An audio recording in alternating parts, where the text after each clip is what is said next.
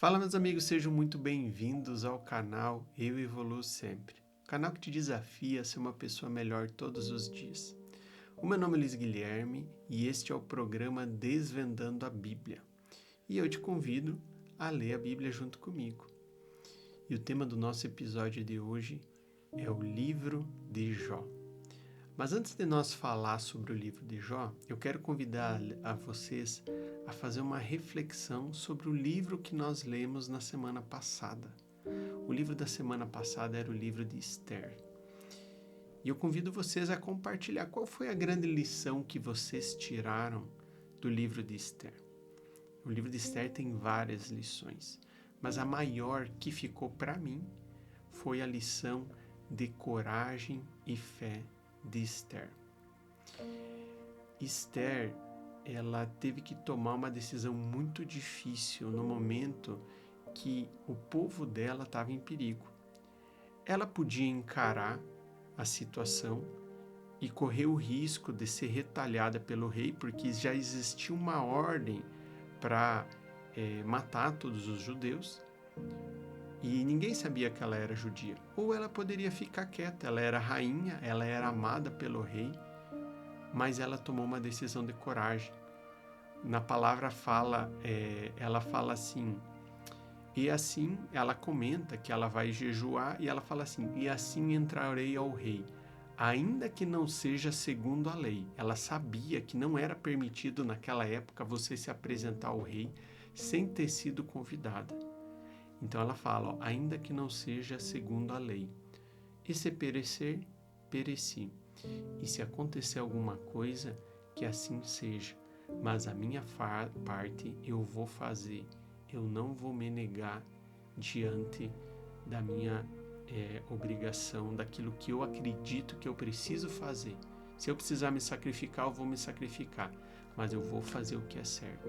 E muitas vezes na vida, para a gente fazer o que é certo, é preciso decisões de coragem e de fé. E foi isso que Esther fez, e é essa grande lição que eu tiro desse livro. Mas falando sobre o livro de Jó, pessoal. O livro de Jó é um livro de autor desconhecido e é um dos livros mais antigos do mundo. Historiadores datam ele da época de 1200 antes de Cristo. E alguns historiadores acham que essa história é verídica, eles acreditam que ela é um fato histórico. Por quê? Porque ela não é uma história isolada só da Bíblia. Houveram relatos similares à história de Jó na cultura babilônia, se eu não me engano foi nos assírios e nos egípcios, uma história muito similar de uma pessoa que era muito boa, que era muito, vamos dizer assim, muito completa aos olhos da época, completa no sentido financeiro, familiar, espiritual, e que sem merecer foi castigada.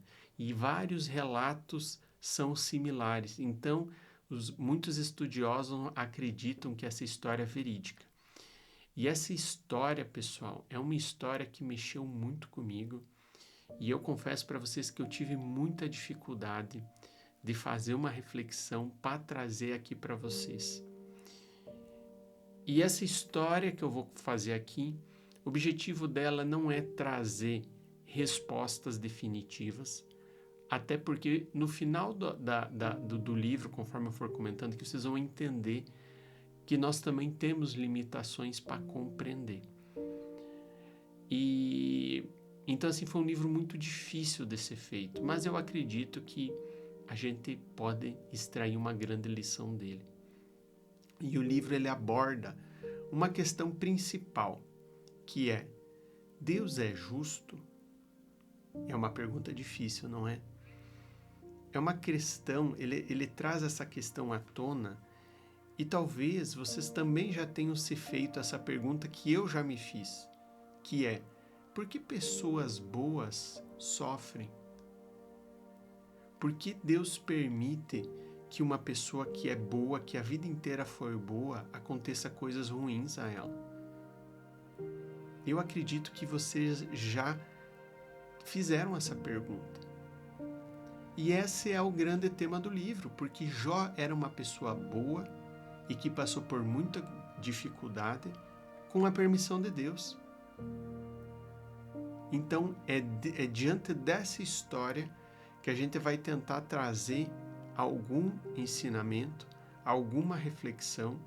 Eu convido a vocês a refletir sobre essa história e cada um ter o seu próprio entendimento de que lição você pode extrair dessa história, porque é uma história bem complexa e, como eu falei, não é de fácil reflexão. Mas como que se deu essa história? A história começa com um encontro no céu.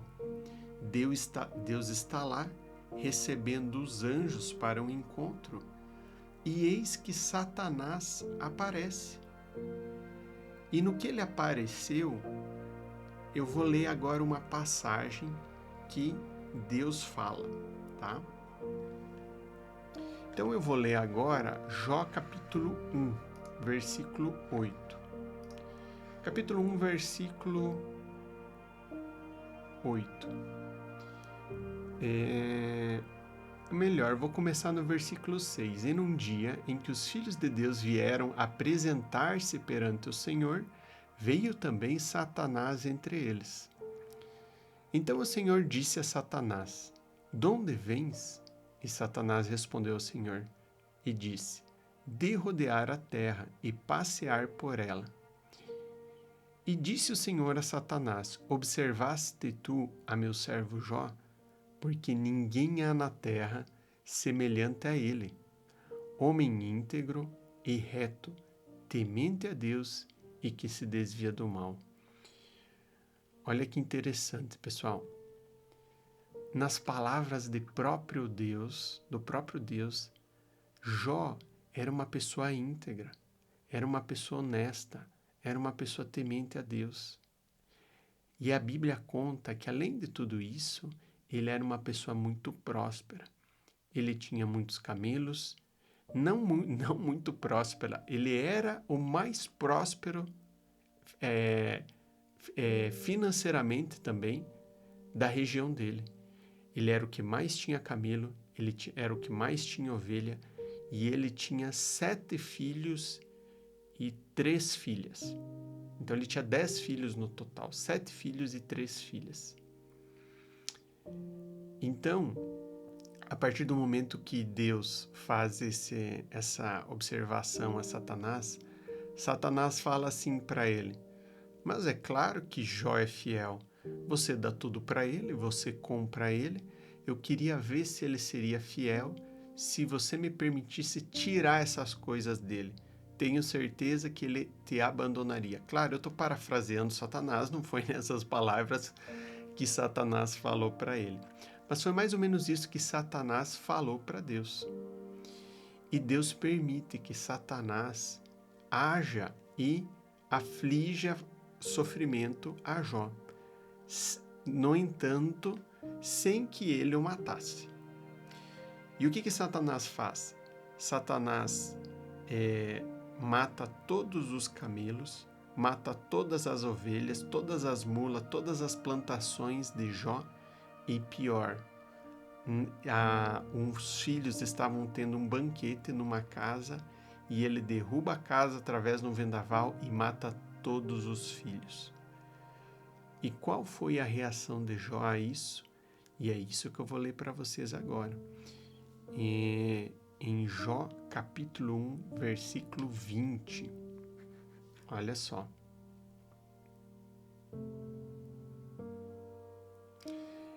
Então Jó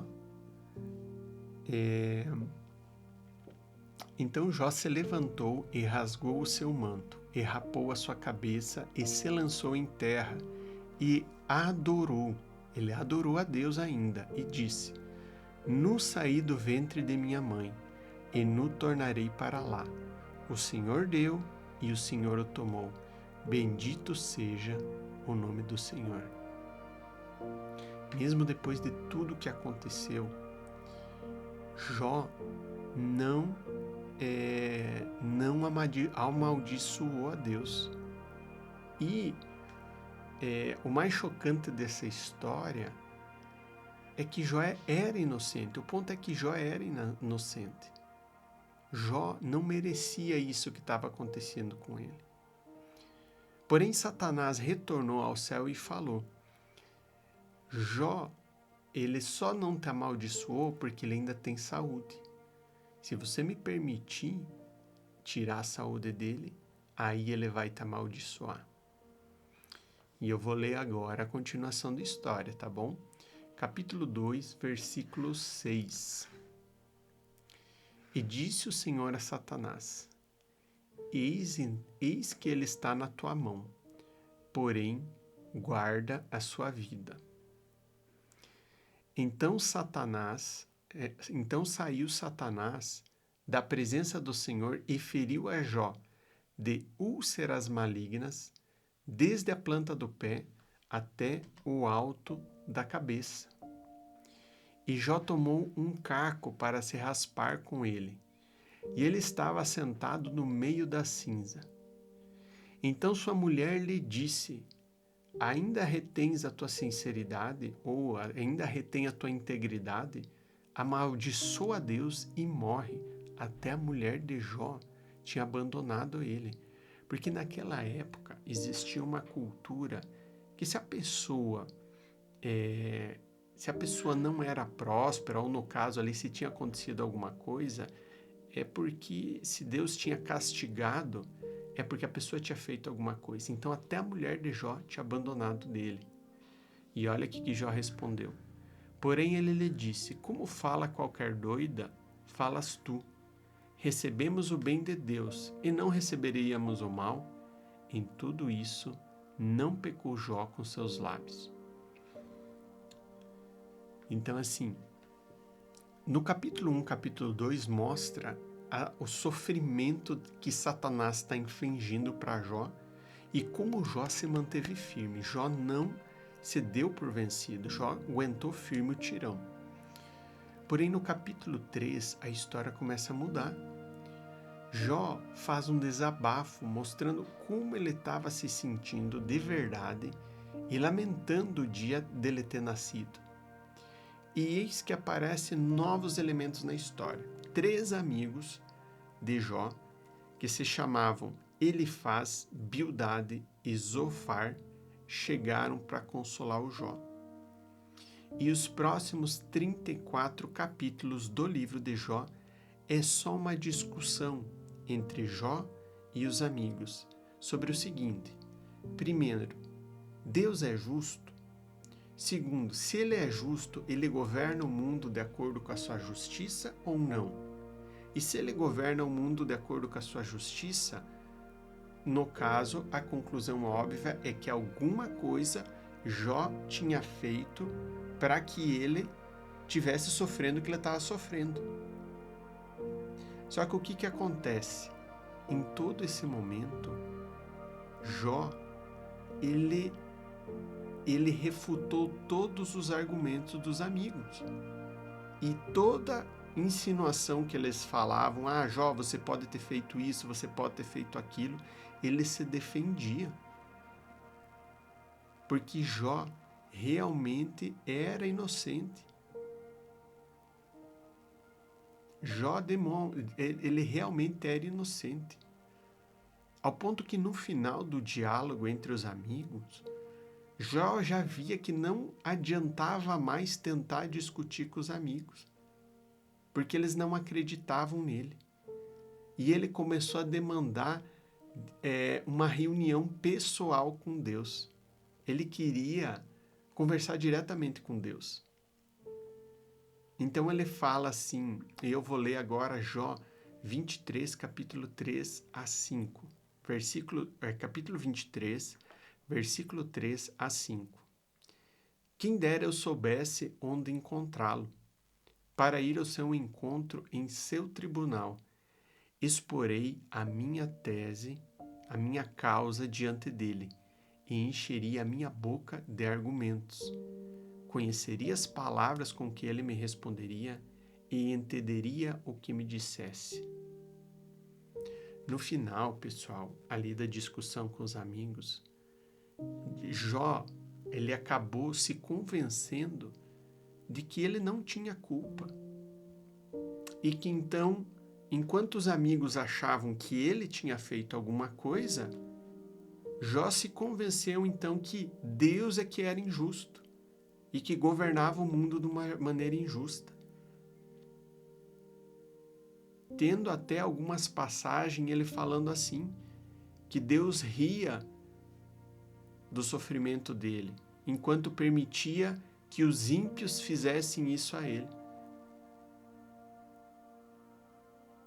Dá para imaginar a montanha-russa de sentimentos que Jó estava passando. Mas em nenhum momento Jó perdeu a fé. Ele duvidou e fez questionamentos sinceros. O questionamento de Jó era sincero, mas ele acreditava em Deus. E ele pediu para falar com Deus. E ele questionou de coração a Deus. E isso também é uma lição, porque Deus nos fala para pedir em oração as nossas dificuldades. Mas eis que olha o que é que acontece. Deus aparece a Jó em forma de uma tempestade. E o interessante é que Deus não responde a nenhum dos questionamentos de Jó. Jó fez 37 questionamentos. E ele não fala sobre a conversa que ele teve com Satanás. Sabe o que Deus faz? Ele fala, Jó, vem comigo e eu vou te mostrar algumas coisas. Deus começa a fazer pergunta para Jó, comentando, por exemplo, assim, e mostrando todas as maravilhas do universo. E ele começa perguntando para Jó, Jó, quando eu firmei as bases do mundo, quando eu tirei as medidas da terra e coloquei a pedra fundamental, aonde você estava? E Jó fica calado. E ele começa a perguntar dos planetas, começa a perguntar das estrelas, começa a perguntar das fundações da terra, do mar, da luz, das trevas, da neve, da chuva, do sol, do clima. Ele começa a pedir dos animais, ele começa a pedir do leão, ele começa a pedir de veados, de búfalos, avestruzes, cavalo, gaviões, águias, como que quem controla o comportamento? E ao mesmo tempo que ele ia pedindo, ele ia mostrando a Jó toda a complexidade que existe no mundo. E o objetivo de Deus era mostrar que a perspectiva de Jó era muito limitada para compreender.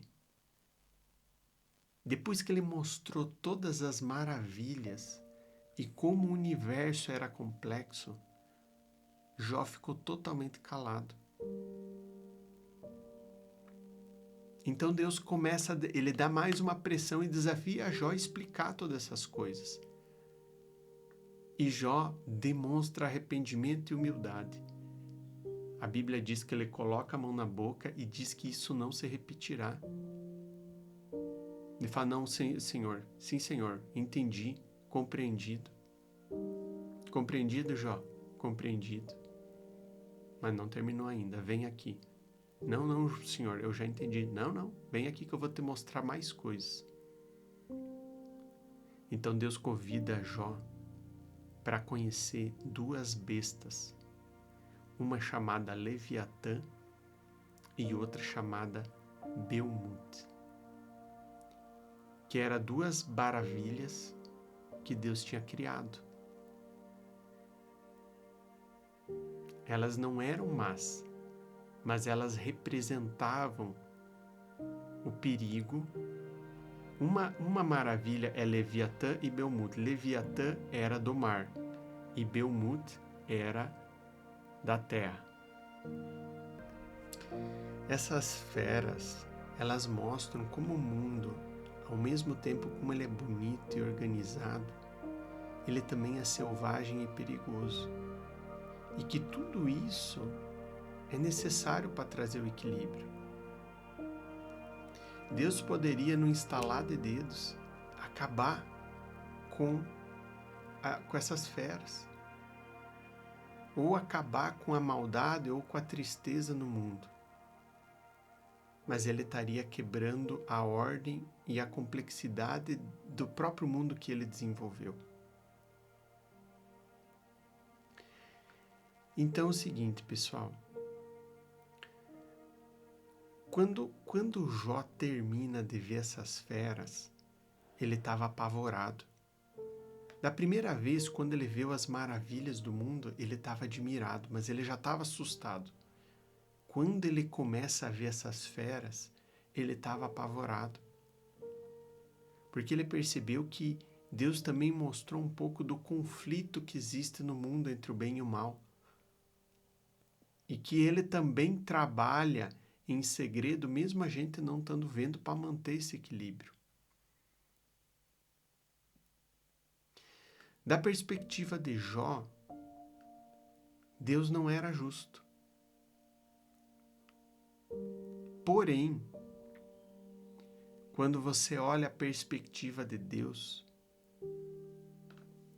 essa perspectiva ela é infinitamente maior. E você tem um universo inteiro com uma complexidade gigantesca e de uma maneira dinâmica, com muitas coisas acontecendo ao mesmo tempo, que a gente não tem capacidade de compreender.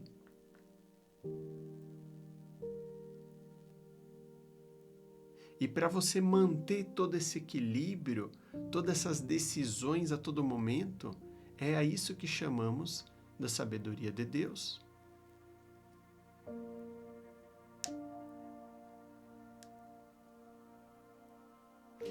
O ponto é que Jó nunca entendeu por que ele sofreu.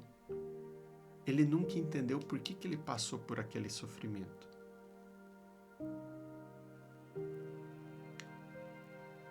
E isso não era o ponto.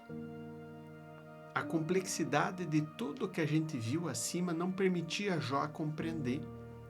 Mas o ponto não era esse. Independente do que aconteça, bem ou mal, você tem que confiar na sabedoria de Deus. E foi o que Jó fez.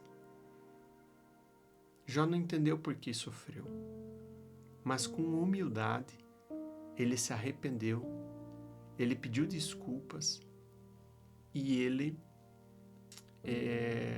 voltou a ter uma vida de paz e em confiança com a palavra de Deus, em confiança com a vontade de Deus. O interessante é que a história poderia ter terminado ali.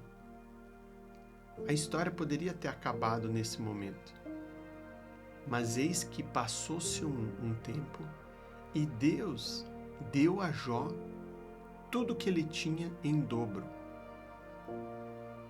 Mas você vai me dizer assim, mas Guilherme, os filhos que Jó tinha e perdeu não era substituível. E é esse o ponto que a gente tem que entender. Deus não deu tudo em dobro a Jó em forma de recompensa pelo que ele passou.